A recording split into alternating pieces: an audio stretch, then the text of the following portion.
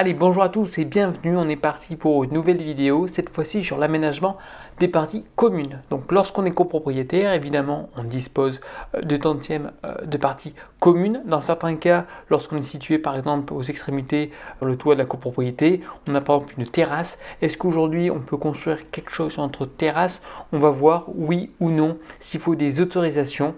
Donc voilà, c'est un sujet qui aujourd'hui est assez fréquent au sein d'une copropriété. Évidemment, chaque copropriétaire a envie de faire ce que bon lui semble, mais on va voir bien sûr qu'aujourd'hui, tout aménagement au sein d'une copropriété est bien sûr très réglementé. Allez, on va commencer tranquillement. Donc pour un aménagement léger, alors chacun a sa propre définition de ce que c'est un aménagement léger au niveau des parties communes, que ce soit au niveau un usage à jouissance ou un usage privatif, nevermind, c'est la même chose, ok? Usage ou jouissance, nous entre nous on va dire que c'est la même chose.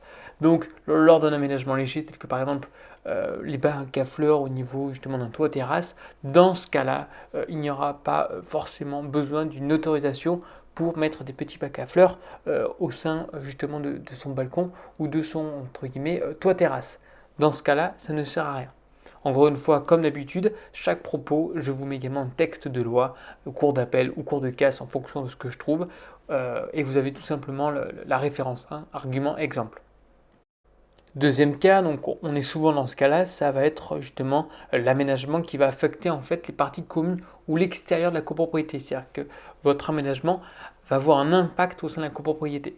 Donc par exemple, ce qui arrive souvent là l'été, c'est au niveau des packs, on appelle ça des pompes à chaleur, ou les stores par exemple. Dans ce cas-là, c'est visuellement parlant, même au niveau de la pompe à chaleur, ça fait du bruit, on peut émettre justement des vibrations au sein de la copropriété. Il faudra donc forcément inscrire à l'ordre du jour votre résolution. Donc dans ce cas-là, il faudra envoyer par LAR. Aujourd'hui, ça se fait également que certains syndics acceptent un envoi par mail. Je rappelle que le syndic reprendra mot pour mot votre question et la mettra à l'ordre du jour. Évidemment, par la suite, il faudra la faire voter en AG et respecter justement la majorité 25 en fonction bien sûr de votre demande.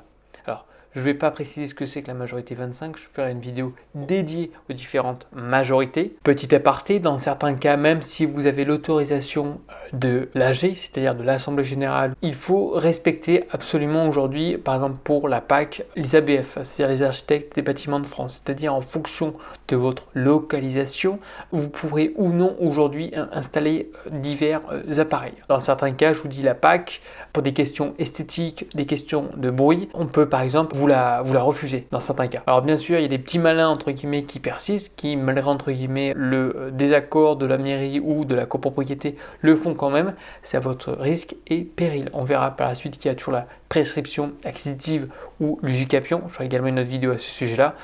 Vous pouvez toujours tenter. Dans certains cas, ça marche. Je ne vais pas vous dire non. Dans certains cas, ça marche, mais majoritairement du temps, il y a sanction derrière. Allez, dernière majorité, donc c'est la majorité 26. Encore une fois, je ne détaille pas. On va le retrouver dans ce cas-là lorsqu'on va justement édifier une construction.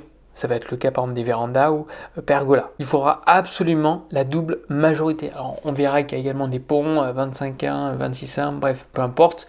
Mais aujourd'hui, il faudra quoi qu'il arrive pour une installation de véranda ou de pergola, ça ne se fait pas à la What Again Beast to Fly. Il faudra forcément une autorisation, que ce soit la copropriété, également vous les plans, également éventuellement une DP, une déclaration préalable ou permis de construire en fonction bien sûr de ce que vous installez. Petit aparté, même si aujourd'hui vous avez un usage privatif, il faudra forcément l'autorisation de l'Assemblée Générale. Pourquoi? Car en fait votre installation va impacter les parties communes.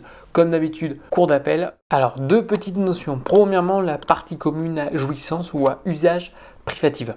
Premièrement, ce n'est pas une partie privative, elle ne vous appartient pas. On y met d'accord. Techniquement, oui, mais vous ne pouvez pas faire ce que vous voulez. Il y a quand même le mot partie commune, ok? Comme je l'ai mentionné précédemment, pas d'installation définitive, car on va considérer ça comme une appropriation des lieux. Il faudra absolument une double majorité, donc la majorité 26. Cours de casse. Voilà, ça c'était pour remettre une petite couche parce que malheureusement ça arrive. Ah, je savais pas, pardon, voilà. Vous faites un peu les, entre guillemets, certaines personnes font un peu les idiots dans ce cas-là, toujours, pour essayer, pour faire les petits malins. Sauf que voilà, lorsqu'on va construire une véranda, une terrasse, ça se voit à 300 km. Donc ne prenez pas pour des jambons, ça se voit, ok? Donc pareil, cours de casse, vous checkez. Deuxièmement, aussi au niveau des arbres, je vais faire une petite aparté. Bien sûr, impossible aujourd'hui d'abattre un arbre sans l'autorisation de l'Assemblée Générale. Alors oui, l'été, l'arbre vous gêne car vous avez pas assez de soleil au sein justement de votre logement, peu importe, hein, l'arbre c'est parti en fait à la copropriété, donc il faut l'accord de la copropriété pour l'abattre, hein, on est bien d'accord. N'essayez pas de vous le faire vous-même, n'essayez pas de mettre du poison de la javel pour détruire l'arbre. Si vous vous faites entre guillemets prendre en flagrant délit, je vous évite le détail. Deuxième point également important aussi, c'est tout ce qui est prescription acquisitive ou usucapion. Je ferai également une vidéo à ce sujet-là aujourd'hui. On peut venir grosso modo au propriétaire gratuitement au bout d'un certain temps, hein, 10 ans ou 30 ans, on verra les conditions. Là, c'est la même chose. C'est-à-dire aujourd'hui, si vous faites des travaux, au bout de 30 ans, aujourd'hui, voilà, vous ne pourrez pas revenir en arrière. On ne pourra pas vous embêter. Alors, qui dit bien sûr aménagement, qui dit bien sûr des fois un usage abusif des parties communes. Donc, on va voir aujourd'hui que chaque copropriétaire peut jouir aujourd'hui des parties communes, évidemment à condition de respecter la destination et les droits des autres copropriétaires. Voilà, ne pas encombrer les espaces collectifs, s'il vous plaît. Alors ça arrive souvent dans le quotidien des gestionnaires copro ou syndics, c'est-à-dire on est confronté justement à des personnes qui foutent leurs déchets dans les parties communes. Donc, par exemple, la photo du bas en bas à gauche, c'est-à-dire on met carrément les poubelles juste devant l'entrée. Pas super, hein, voilà. Dans certains cas, pareil, boîte aux lettres, carton, voilà, on a ouvert son colis, on a la flemme de l'amener à la poubelle. On s'en fout, on balance ça au niveau des boîtes aux lettres. Dans certains cas, certaines personnes justement qui habitent au dernier étage, et bien écoutez, hop, on met tout son matos, là, parapluie, bambou, etc., etc. Je rappelle que les parties communes ne sont pas à vous. Et à la limite, la photo du bas, bon, vous mettez votre trottinette devant chez vous, pourquoi pas, mais vous ne plaignez pas que si elle disparaît pour diverses raisons, comme notamment un vol. Alors, petit mot pour les investisseurs, n'hésitez pas à regarder surtout à l'entrée aujourd'hui de chaque copropriété.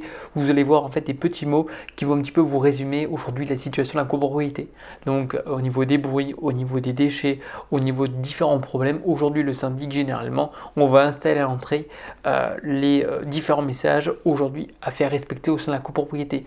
Donc lorsque vous allez entre guillemets investir ou même pour acheter en tant qu'une résidence principale, surtout, n'hésitez pas à regarder dès l'entrée au niveau des panneaux d'affichage les différents mots que le syndic laisse ou même copropriétaire, hein, si vraiment il en a ras-le-bol. Évidemment, l'objectif que tout copropriétaire ainsi que syndic espère, prie, rêve la nuit, c'est de trouver justement un compromis entre chaque copropriétaire. C'est souvent le cas, par exemple, là j'ai pris un petit exemple, c'est le cas des vélos. Aujourd'hui, pour certaines personnes, voilà, l'installation des vélos comme ça dans le couloir, c'est le bazar absolu. C'est-à-dire que là, une poussette, par exemple la photo du gauche, une poussette ne passe pas.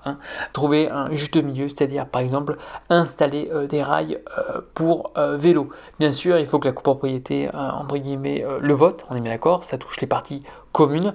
Deuxièmement, il faut bien sûr qu'il faut une place, voilà, dans un petit couloir comme ça, c'est pas évident. Il y a toujours des conflits dès qu'on parle de parties communes. Pourquoi? Parce qu'aujourd'hui, d'un côté, il y a tout, entre guillemets, tout le monde souhaite se déplacer à vélo pour des questions environnementales, des questions de budget avec le prix de l'essence, etc. Mais le problème, c'est que certaines copropriétés, malheureusement, elles ne peuvent pas justement accueillir, je sais pas moi, une dizaine de vélos, notamment au niveau des couloirs. Donc dès qu'on va le poser par exemple sur le côté, il y a des vélos qui vont tomber, des vélos qui vont être volés, d'autres saccagés. Donc bien sûr, ça crée divers conflits. Alors évidemment, c'est trouver un juste milieu. Le syndic ou le gestionnaire doit entre guillemets s'adapter à tout le monde, mais c'est vrai que dans certains cas, c'est relativement compliqué. Donc si vous avez trouvé aujourd'hui différentes alternatives sur différents problèmes, n'hésitez pas à le mentionner dans les commentaires. Moi, je suis preneur de toute remarque. Comme d'habitude, toute question, n'hésitez pas, je vous répondrai avec plaisir. Lâchez un petit like et abonnez-vous, ça me fera toujours plaisir pour supporter mon travail. Et sur ce, je vous souhaite une agréable journée. Bye bye.